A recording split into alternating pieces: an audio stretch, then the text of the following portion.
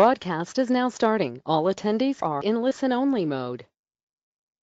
Hello, and welcome to the ALISE webinar titled Foundations of Instructional Design for Online Courses. My name is Cecilia Salvatore, and I am the Director of Membership Services for ALISE.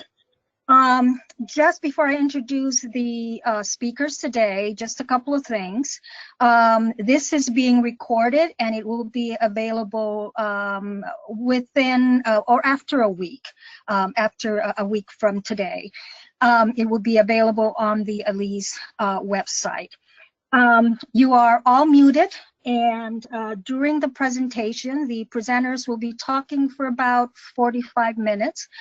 During the presentation, if you have any questions, please click on the questions panel and enter your questions there. Do not use the chat function, use the questions function instead, and at the end of their presentation, the presenters will look at those questions and answer them in the order that they're received. Okay, so today's presenters are Jenna Kramer, who is an assistant professor at the University of Central Missouri. She teaches in the Library and Information Science program, which focuses on preparing school librarians. She teaches reference technology and the research methods courses. She has worked as an instructional designer for 7 years and helped faculty from disciplines within the arts and sciences to design online courses. Her favorite pedagogical approaches are transformative learning and experiential learning. Grace Zoe is an instructional designer at the University of Missouri, working primarily with the College of Education, including the ALISE program. She is a PhD student in the School of Information Science and Learning Technologies at the University of Missouri. She has worked in educational technology for over 10 years and worked as an instructional designer since 2012. She has taught online language courses and online multimedia in instruction course for Fort Hays State University. Her favorite pedagogical approaches are active learning and learner-centered pedagogy. Every semester, she adapts her teaching practices based upon the aspirations of learners and the learning context. Jenna and Grace both worked together as instructional designers for several years at the University of Missouri and are now doing research on the topic of instructional design in library science. So without further ado, I will transfer it over to Jenna and Grace. Okay, thank you so much, Cecilia, and thank you all for being here today. My name is Jenna Kramer, and today we'll be sharing the models, theories, and tools for creating meaningful learning experiences. And as Cecilia shared, Grace and I have an instructional design background.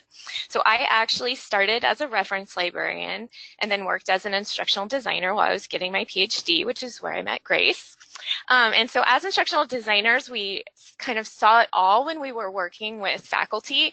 So we saw courses that had no instructional design at all and courses that had been designed and developed as part of an instructional design team. And we also learned that there are varying levels of understanding about what instructional design is and that it can often be confused with teaching with technology. And so, okay, and so in this webinar, we are going to cover all of that. So if you have experience with instructional design, you know that instructional design tends to be very systematic and process-based. So the design of this webinar is based on about the simple side of instructional design, as well as knowing how to take instructional design to a deeper level. And so today our goals are to start by talking about taking an instructional designer's perspective. And so we will look at what that means to use instructional design for teaching. And so even though instructional design is a full profession and trade, for those of us who are not full-time instructional designers, we can still use instructional design in the practice of preparing and developing, designing, and basically revising our online courses to make them better. And so I am referring to this approach as taking an instructional designer's view of your own course. And so we will also look at specific principles of instructional design and how that looks in LIS. And so we're going to start by looking at basic instructional design models to understand more about the foundational principles of instructional design. And Grace will share what we have determined are the bare basics of instructional design that an instructor should know. And then we will take it a little deeper by looking at specific instructional design strategies that work well for LAS courses, and draw some conclusions about using instructional design to improve existing courses. And so lastly, we will share some free online tools and resources to support your own instructional design efforts. And these include cognitive tools as well as technical tools. So since design is actually a more cognitive strategy to preparing a course, and then the technical tools will support the development of your design. And after that, we will open it up to questions. Okay. All right, so first we thought we would address the issue of why conversations about instructional design are relevant for faculty who teach online. And so because teaching online is so technical, instructional design is critical for working within the constraints of a learning management system and building a usable course where students can learn in this kind of computer-mediated environment. So in 2016, the Chronicle ranked instructional design as one of its top 10 emerging trends in higher ed because administrators are kind of looking at instructional design as a good solution to issues with online learning. And so there have been some studies that indicate that courses that do use instructional design have higher student satisfaction. And so on this slide is a list of a few studies that did examine the impact of satisfaction and learning within online courses and found that instructional design did improve both of those things. And so one other thing about why instructional design is a growing area in higher ed. So many of you may have heard about this. This is a screenshot of a statement in an Inside Higher Ed article. In 2016, several students filed a lawsuit against George Washington University saying that they paid more for online classes and received less education than those in traditional courses. And so no one wants this to happen in their online program. And so instructional design is kind of being looked at as one solution for helping to improve the quality of online courses, or at least checking to make sure the quality is consistent between traditional and online courses. And so at the simplest level, instructional design provides a process for taking what is happening in the classroom and recreating that online. And at a higher level, instructional design can totally transform teaching and learning so that it looks completely different and can even improve the learning experience.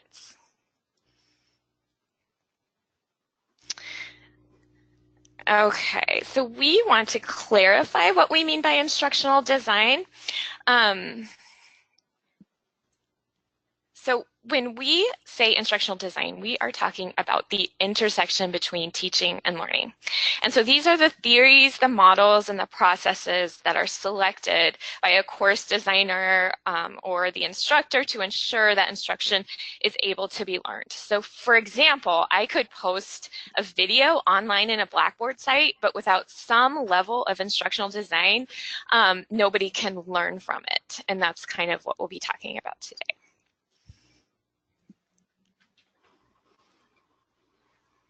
Okay, so before we get into the principles of instructional design, we wanted to talk about taking an instructional designer's view.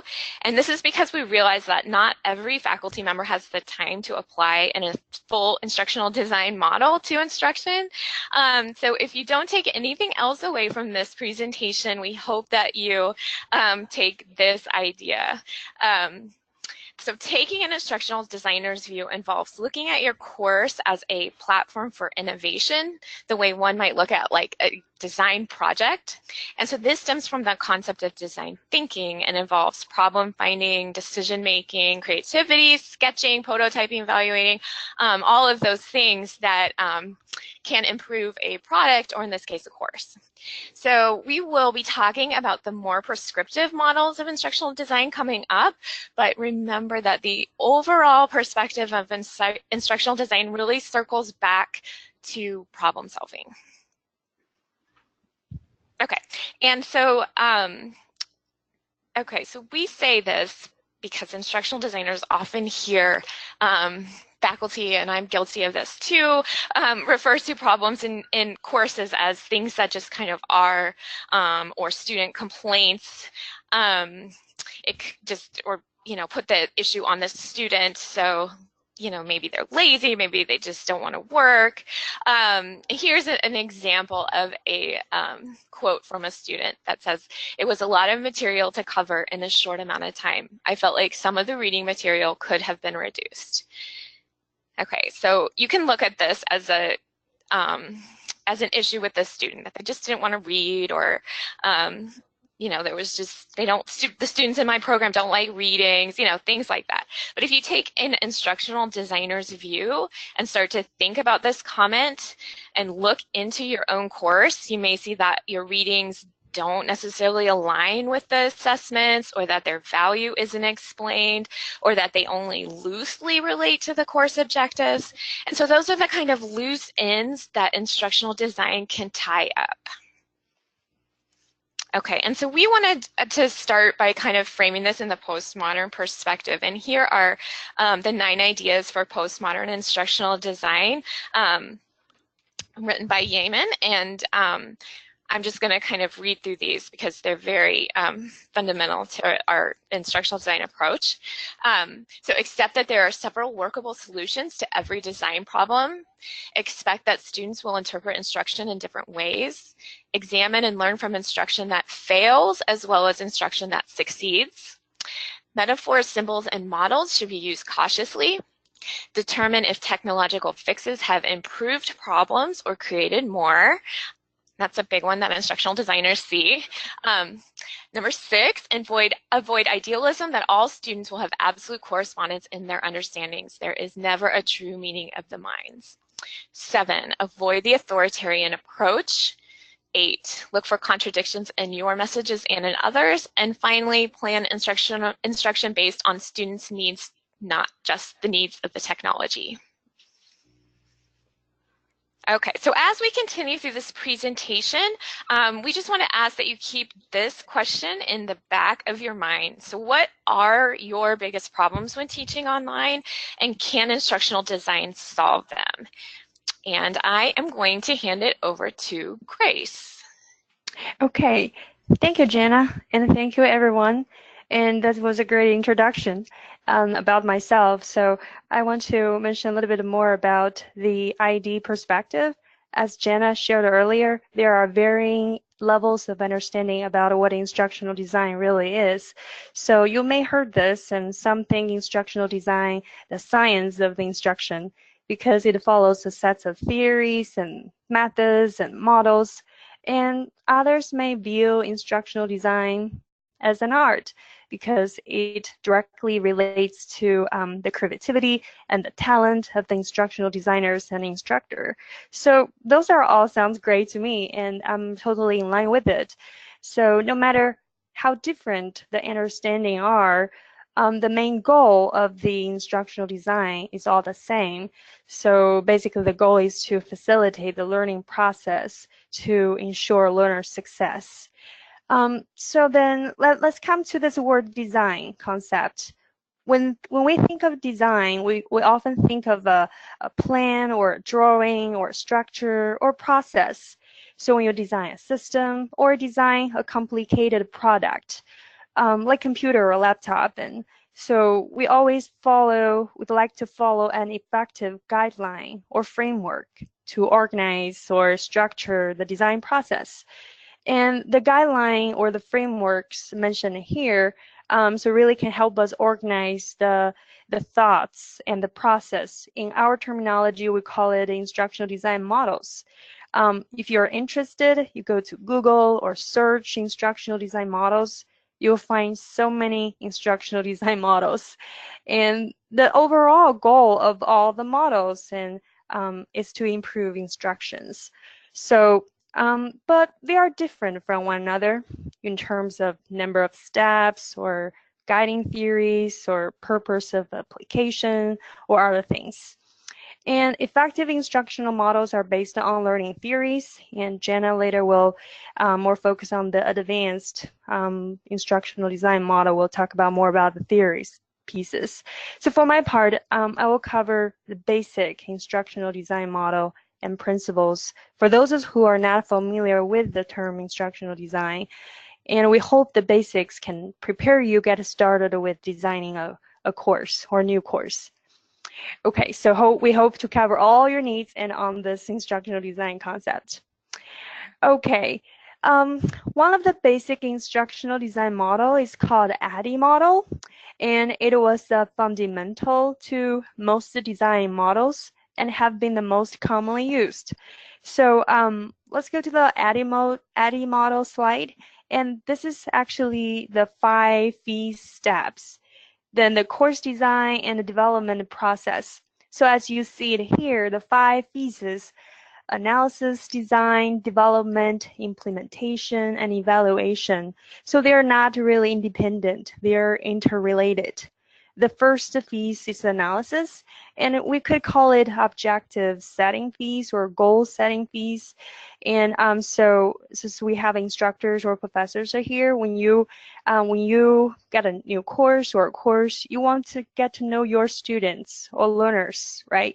And then you want to know if they understand, if you want to know their key characteristics or the needs or their educational goals and why they're in this course, or their prior knowledge, what they already know, or so you can produce the knowledge or have the knowledge won't be duplicated in this course.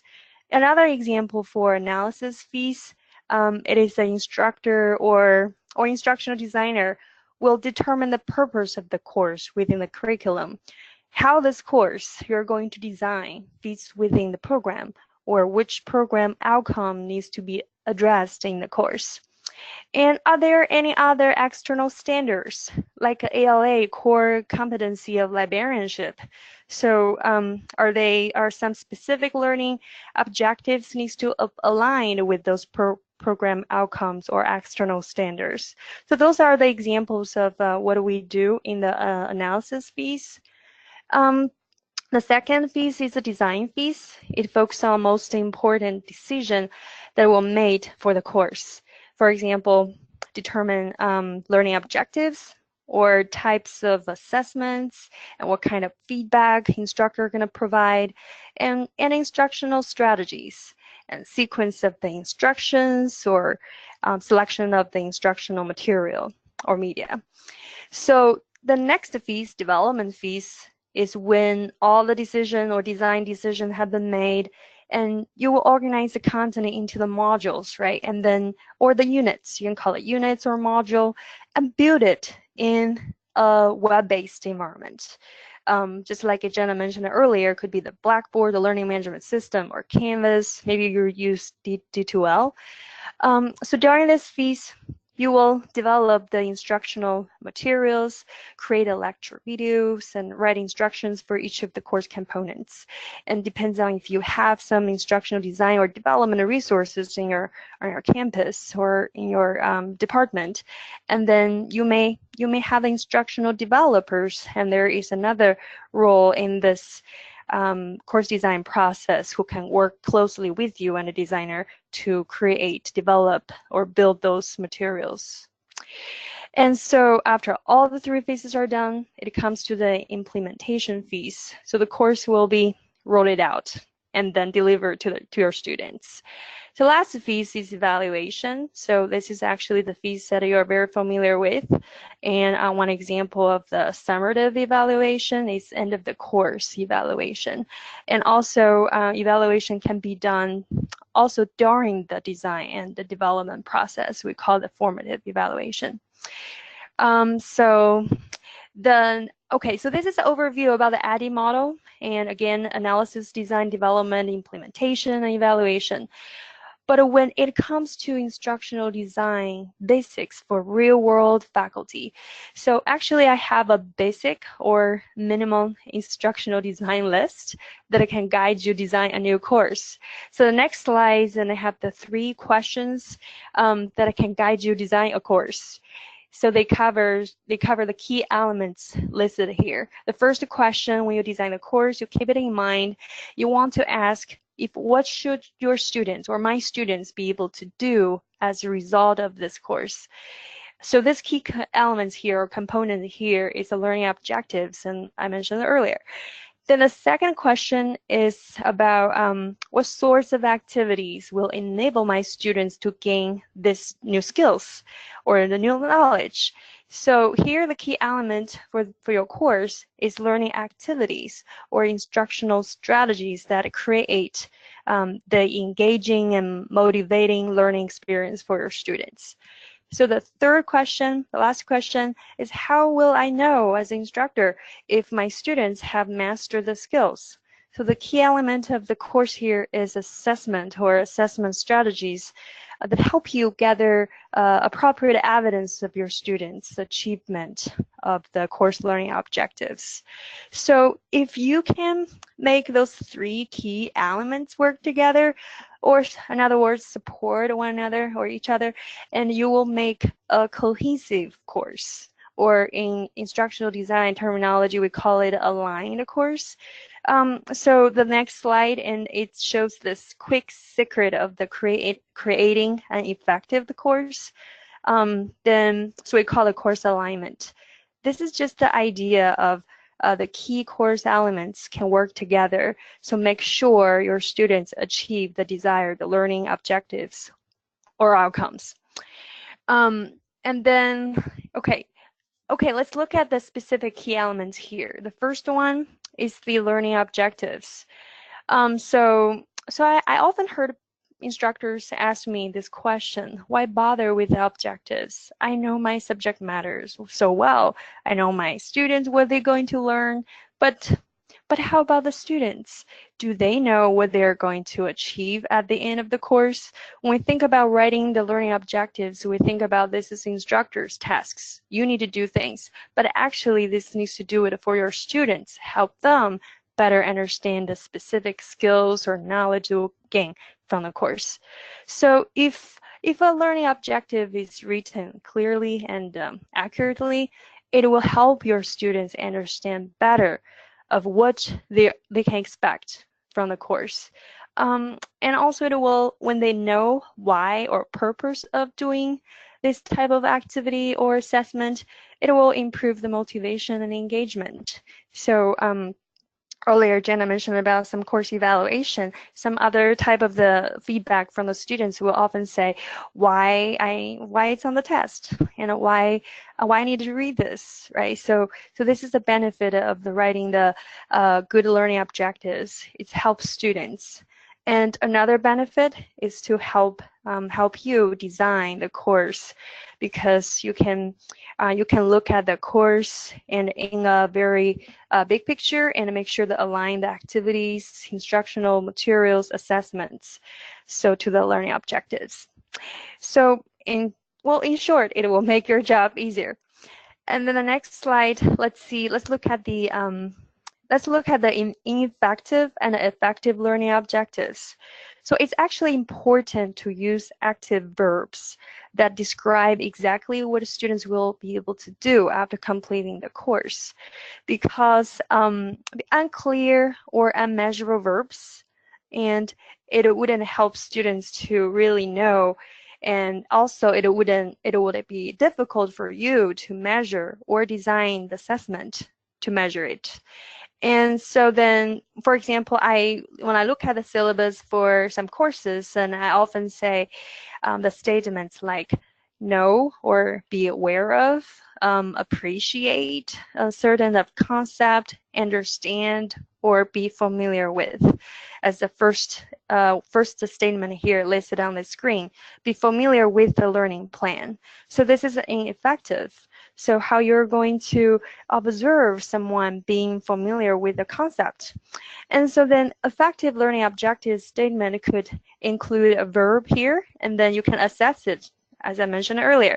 So then let's change it to an effective objective would be develop an individual learning plan child with a learning disability. So you can see the difference here. Then you can design the assessment to help students to reach this objective. And then, okay, so then the next slide, I will just show you how to develop the sets of learning objectives, how to help you articulate the major knowledge and skills, and help students understand your expectations.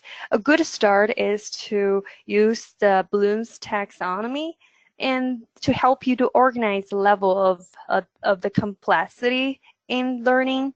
So then the Bloom's taxonomy is the most widely used framework, and so it breaks down into 6 cognitive levels here, as you see, from the low order thinking level or skills to the higher order thinking level. Remember, understand, apply, analyze, evaluate, and create.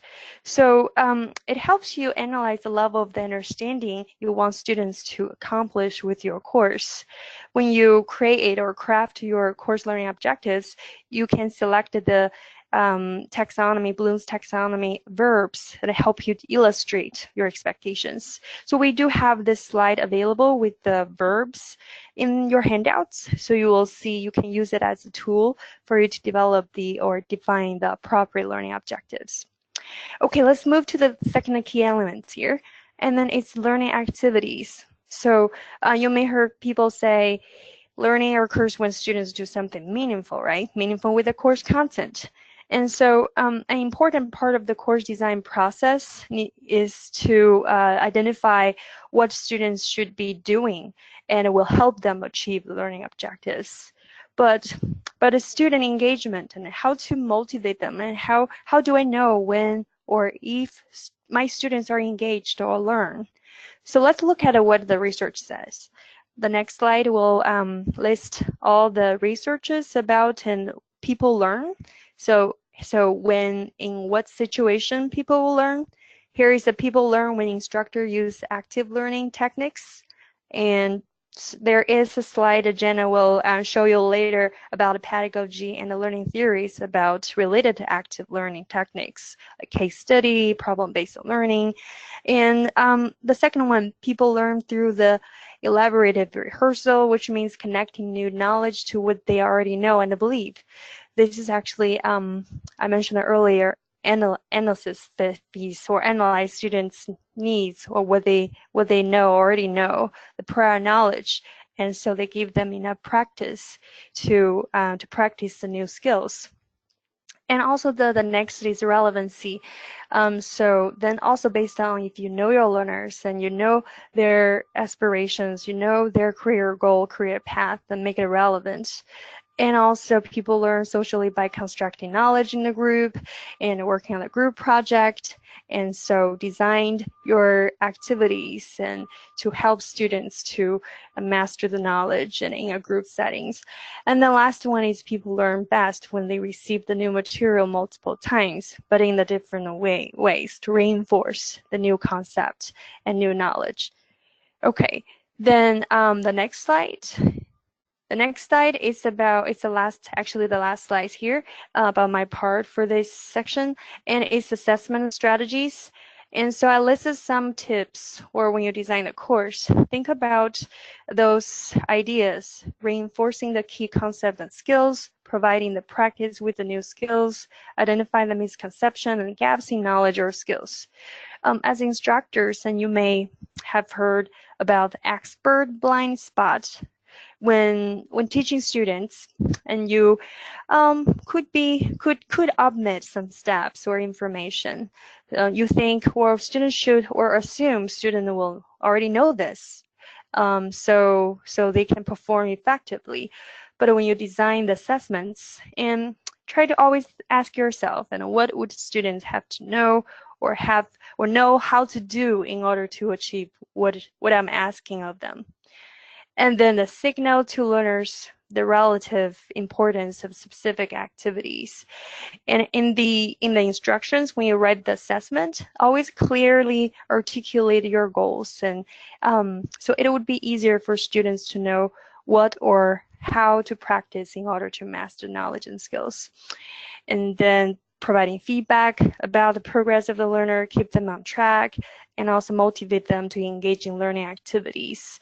So this is it could be challenging to identify the proper level of challenge for practice to help your students to engage in learning activities, because design activity or assessment is neither too hard nor too easy to get them motivated. It is basically it's a difficult task for an instructor to do. Okay. Then, and also providing the gradings and timely gradings and feedback, and to help students to revise their work and also scaffold the assignments, help them to succeed. Okay, so this is my part, and then I will hand it over again to Jenna.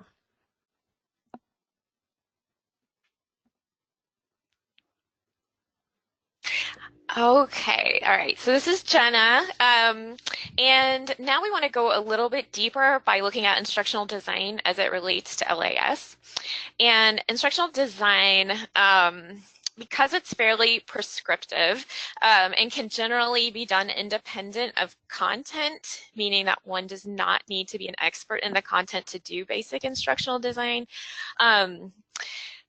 However, not all instructional design theories and models are appropriate for all types of content. So it's important to choose the right theory and model for what you are teaching. And we're calling this the advanced instructional design section because this is where the specific subject matter comes in. And in the next few slides, I'm going to present several different models by name, but I'm not going to go into the details of how to do them, just maybe how and when they can be applied.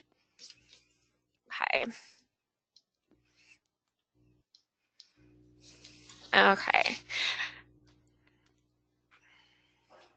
Okay, so any of us who've gone through an LAS program, and especially an online LAS program, will have an idea of how LAS can be taught online.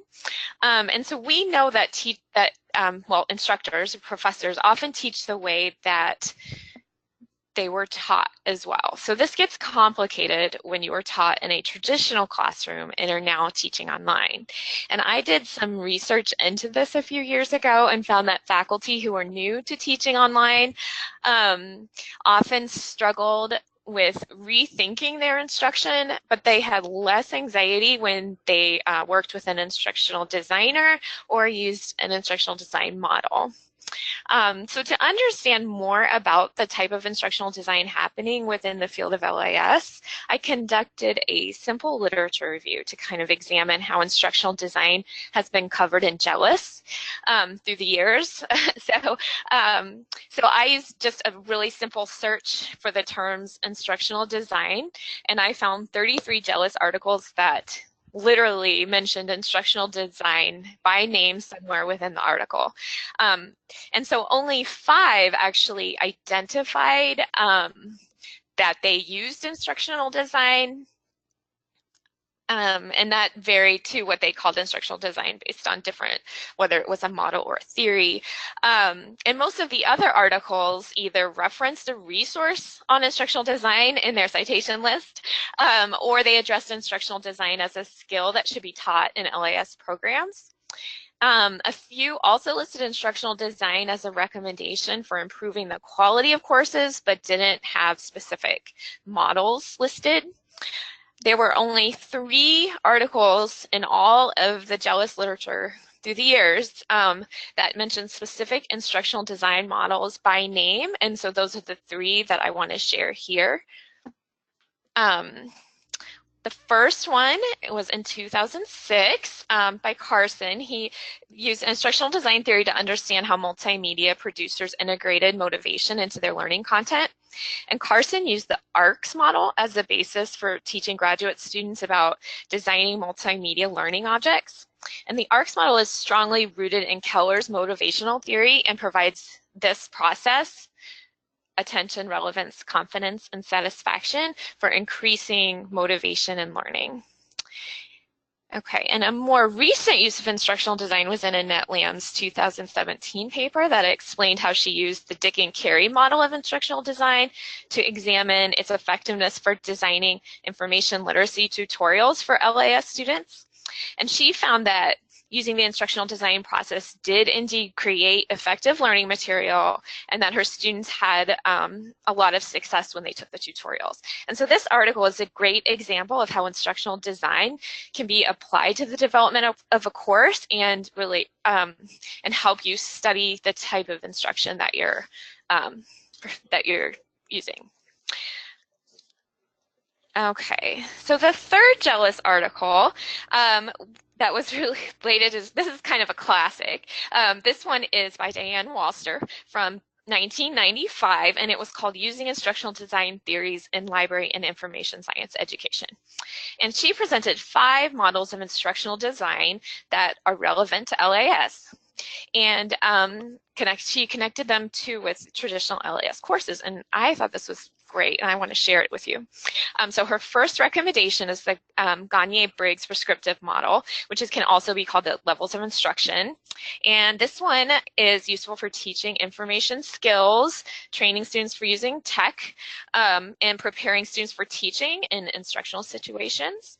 Her second recommendation was Landa's algoheuristic theory, which is recommended for courses that have more structure and thought processes like cataloging, classification, and indexing. So Walster recommended the Collins and Stevens cognitive theory of inquiry teaching for teaching reference, search strategies, policy development, and ethics. And this one is more of a discovery model that encourages questioning and inquiry. She also recommended Regalu's elaboration theory, which is the macro level of Merrill's component display theory, if you've heard of that. And she recommended this for teaching things like search strategy, research design, information analysis, and collection development. And so because this one has a micro and a macro level, it's not good for classes that are kind of limited in their context, like classification or copyright. So finally, she recommends Keller's motivational theory, the ARC model, for any content area where intrinsic motivation can be developed. And so this is the same one we saw that Carson used in his work on designing multimedia instruction.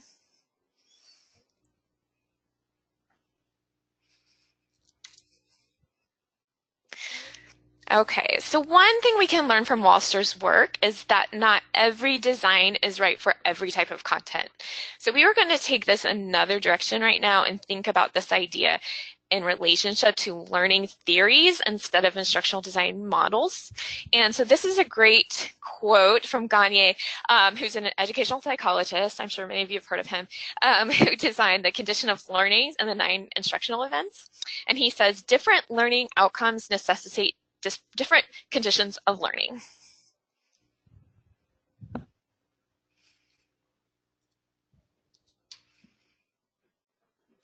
Okay, and so this is the next step of what we're calling advanced instructional design. So once that I'm working within my instructional design model, that I've chosen something like ADDIE, then I also need to choose the correct instructional strategies and theories and pedagogies that are going to align with this method and content.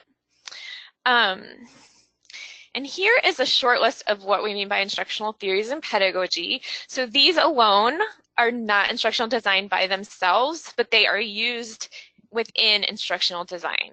So for example, if my needs assessment or my task analysis, like Grace mentioned a task analysis earlier, where you look at the steps that, the specific things that students need to learn to get to the final learning product, and you find out something like that, that you're teaching how to develop a research topic, and that will happen best through a cognitive learning strategy, then you want to choose a learning theory that aligns with cognitive strategies, like something like concept mapping, right? And then that's kind of how you match up your theory with your instructional process. Okay, so since JELIS is our major journal for publishing on teaching methods in LIS, I looked through the last 2 years of published JELIS articles to see what instructional methods and learning theories were written about. similar to what I did with the instructional design models earlier, except this time I read each article from 2018 to 17 and kind of selected which learning theories were applied within that article. And so not all of them use learning theories, because there's a lot of different types of content in JELIS, but this table shows that for the ones who did, what they were and how they could be applied, which courses they would apply to. So what was really interesting from this was that experiential learning was by far the most talked about learning theory, and it varied across a wide range of coursework from research methods to use services. Okay, and so just to complicate things a little more, make it a little more advanced, so once your learning theories are applied to your content in a course, you can also use what we're calling mini instructional design models that can be applied within that. So I'm looking at an example where the design process has determined that problem-based learning is the best learning theory for this content. And so the course designer is going to apply an instructional design model related specifically to designing problems. And so in particular, this is an example of Jonathan's design process for the ill-structured problem, and it provides some prescriptive steps for designing problem-based learning. And you can see the steps for the course designer are on the left, and the steps that the learner will do are here. And so you wouldn't necessarily apply this to a full course, but this could be applied to a module or a unit within your course. Okay, so since the literature also indicated that there's a pretty strong need for teaching LIS students how to do instructional design so that they can collaborate with faculty as future librarians, but also to be able to design their own instruction so that they can teach information literacy or research methods. I wanted to share a few models that might be useful to teaching LIS students. So first are a few instructional design models created by David Lorcher, which are designed for teaching library instruction in the K through 12 level, but they could ultimately work at any level. And he has a series of think models, that's what they're called, think models, that show how information lessons can be designed for deeper level learning. The other is Bellenshank's BLAM model. I've never heard that spoken out loud, so I'm assuming that's how it's pronounced, but it's the blended learning, or the blended librarians version of the ADDIE model, and it's from their book, Academic Librarianship by Design. And it simplifies ADDIE for librarians who are not full-time instructional designers, but they want to apply more design thinking to their instruction. Okay, so I just want to wrap up this section with a few ideas for faculty to apply instructional design to new courses if they are not working with an instructional designer. So first, choose an instructional design model for the whole course and map it out with a blueprint. And we have a blueprint to share that Grace will tell you more about. Within that map, you can determine which learning theories are best for each module of content. And so you can use campus development tools to create the content, or we've provided a few examples of free tools in the handouts as well. You can also build in an assessment for your design so that you are able to determine how well your instruction's working. And then you can more accurately make revisions, and then you even have data to write a JELIS article about it.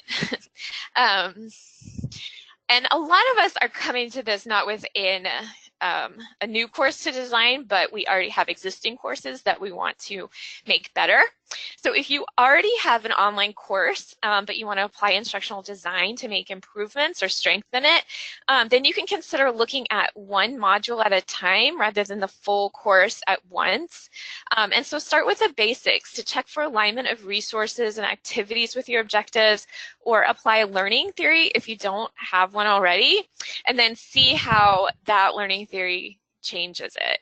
So there's a good one to start with if you are not using a current model, would be Gagne's 9 instructional events, and I'm showing that on the right of the screen here. And it starts with gaining attention and then kind of ends with tying it into practice with all these steps in between that the instructor takes to make sure that learning happens in all these different events. Okay, and so now I want to pass it back to Grace, who's going to wrap it up with some few final thoughts on our Sure. Thanks. Okay, here is tools and resources, and what can we use and when you want to get started with the course design. So earlier Jenna mentioned about cognitive tools that help you to organize your thoughts and information. So the blueprint is a great way to or you can call it design matrix, and a lot of instructional designers and use different terms to call and using different words to organize the design process. So I call it blueprint. And so the next slide later, I will show you how maybe a blueprint, what is a matrix looks like, and how to help you to organize your design. And also we see instructional design and also has the project and management pieces, a lot of the project management. So skills needs to have to design a course, because when you see a course and design a course is a project, and also within this project, if you're consider about the timeline and how much time you have to design the course, and if you do not want to be stressful and to design the new course while you're teaching it, and or stay 2 modules ahead of the teaching, and then it's always, if it's possible, it's always helpful to have a good time frame for you to develop the effective course. So you do need to think about what type of project and management tools can help you to make things organized, make your job easier.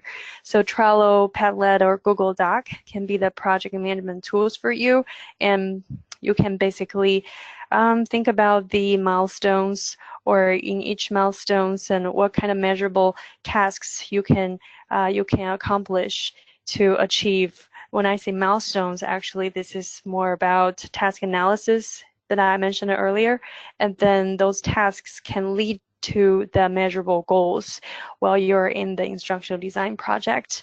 And then the development tools, and this can be, we can talk a lot of, we can talk on, and depends on the resources or technology resources that you have in your university or in your organization. So this can be, the answer can be various, but we have a list of tools in the handouts, and to help you to select the appropriate tools to develop the materials. And there are some free tools available, and like a Screencast-O-Matic if you want to create a screencasting lectures. And so there's a free tools available. You may also have heard about the Pronapto, or that we actually use Katura, and then a lot of the other university supported tools, and talk to your instructional designer to select the proper tools that can support the learning objectives. And basically the key ideas is to select the tools for the course alignment that I mentioned earlier, to make sure those tools to promote the learner engagement or student engagement for the activity. So when you select the tools, also think about this learner support. Do the students receive the support? If they have questions, who's going to be the person can help them? So this is the tools and resources. I need to look at the time, make sure you can have enough time to ask questions. So the next slide is just a screenshot of the blueprint. And then, so this is actually a quick design tool for you during the design and the development of the course, to help you to look at the course in a big picture. So you can look at the major or key elements or components of the course in one place. So you have the learning objectives or activities, assessments, all in one place. So then this will help you to make sure ensure the course alignment. So here there are some examples and provided in the course blueprint, which you also can find it in your handouts. And then I think we're good on with the time. Now we'll stop. I think this is my last slide, and I will open. I think it's time for questions, right? Yes, so if anyone has a question, could you go ahead and type it in the question panel there?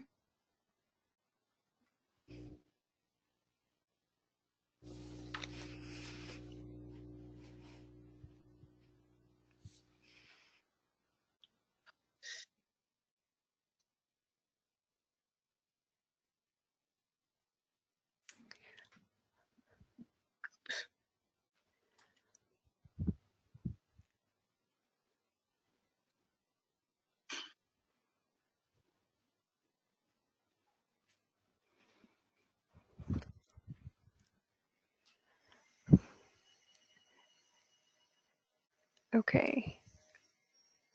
Yeah. Anybody has any questions?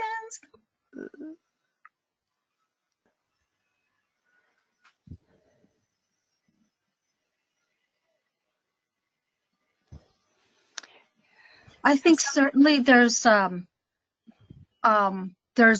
you gave us so much information, Jenna and Grace. And Jenna and Grace have put their contact information on the screen. So later on, if you think of a question that you want to email them, please do so. They're willing to answer any questions you have, right, Jenna and Grace?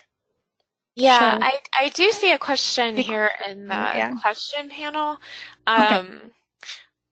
That I guess we don't have a lot of time, but I can quickly answer this. It's please define transformative learning and experiential learning and provide examples.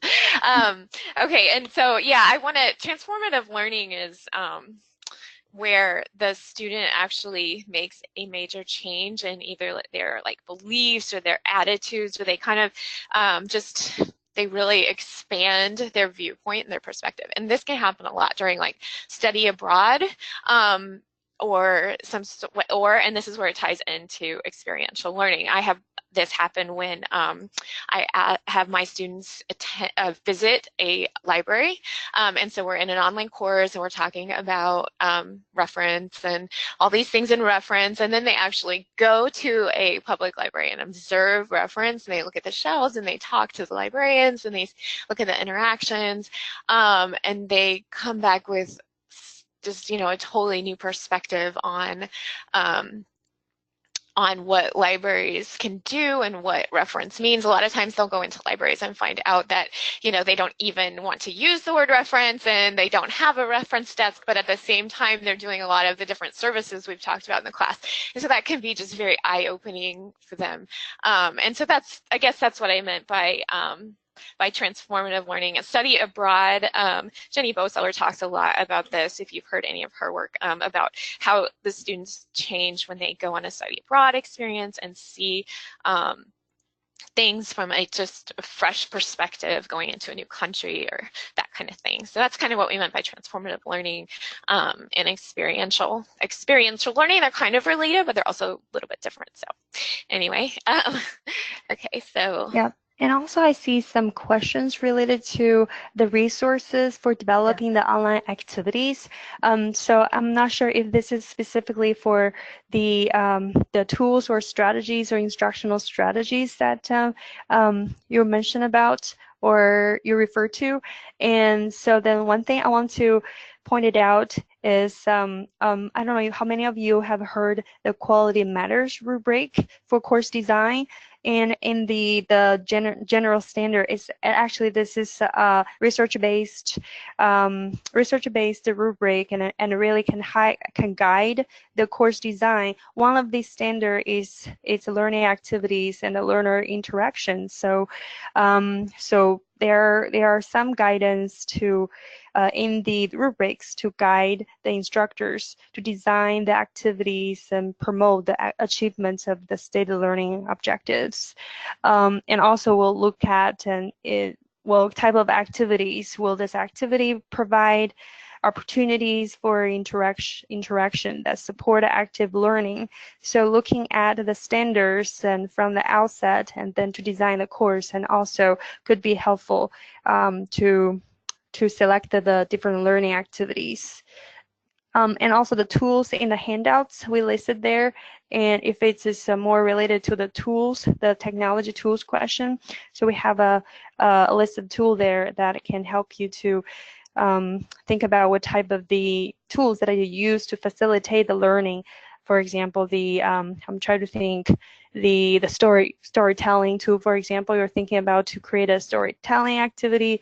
We'll think about the voice thread or some other type of the technology can promote this active learning or support your learning outcomes. And we have another question, I think. There's a question about the postmodern approaches. To explain that a little bit. Postmodern. Oh, okay. Okay. A lot of these instructional design models are actually like I guess they're framed in the postmodern approach. And I think the best way to understand, since we only have a few minutes, is we have a few resources in our handout that I would recommend. There's 2 or 3 authors on this, and it originally started in Jonathan's gigantic, if you have this, his Encyclopedia of Educational Technology. And so it kind of just sets up a foundational approach for thinking about the student about instructional design as not really necessarily having an authority or a person in charge of it. It's more kind of like guided by this model and using the student voices throughout. So I would encourage you to maybe take a look at those 3 readings listed in our handout. And there's been a few questions about where that handout is, and I don't know where that is accessed here within the I'm sorry, I don't know where it's accessed here within the panel, but if you send us an email, then we can definitely send you a link to get to that.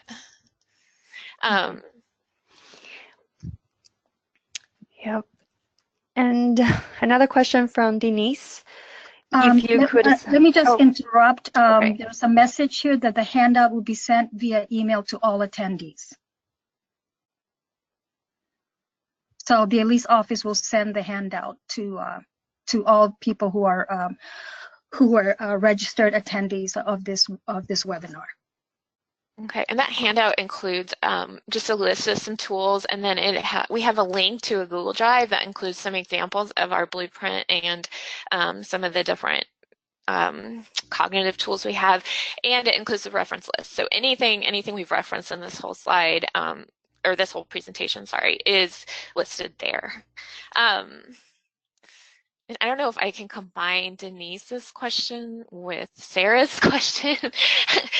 Grace may have good advice on this too, but this is like Denise asked why faculty should take their time to do this, and then Sarah also asked like if there's any recommendations for saving time while creating online courses, because yes, this is all super time consuming, and my response to this, Grace probably has a better one, is that it's worth the upfront time because it saves time in teaching, the course evaluations are better, your students are happier, and you can take different levels of it. So again, like I personally have not had the time to apply instructional design to all my courses, but when I am in a second-year faculty member, so I am doing, every semester I try to make one improvement, either based on student feedback or taking it one module at a time, and kind of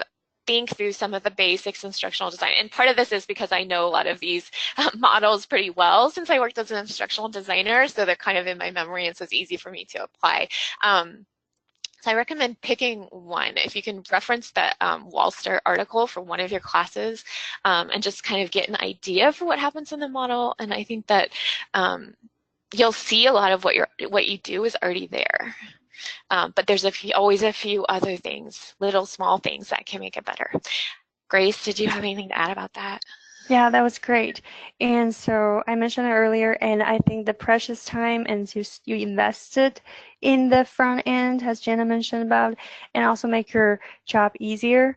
And if you have the time that to look at a course and in the big picture, and then to create a course that is effective and also cohesive, that I mentioned it earlier too. Make sure the course alignment and make sure the course alignment, activity strategies, and based on a concrete learning theories. And students will also have a great, because we're looking at a student's learning experience, right? So they have a better learning experience, and also will help with the course evaluation. And most importantly and then you can have the time that you're freed to look at the course every semester to do the revisions. And every semester, and so you can enjoy the teaching once you finish the design before you implement it. So you will enjoy the teaching during the active semester. So I think that is another benefit, and if you put your time before you really teach it. Okay, so thank you again, Jenna and Grace, for this wonderful presentation. And once again, the recording of this webinar will be available on the ALISE website after a week. And again, the handouts will be sent via email to all those who attended this webinar. Thank you again. Thank you. Great day, Thank everybody. you. Thank you, everyone. Thank you, Cecilia. Thanks.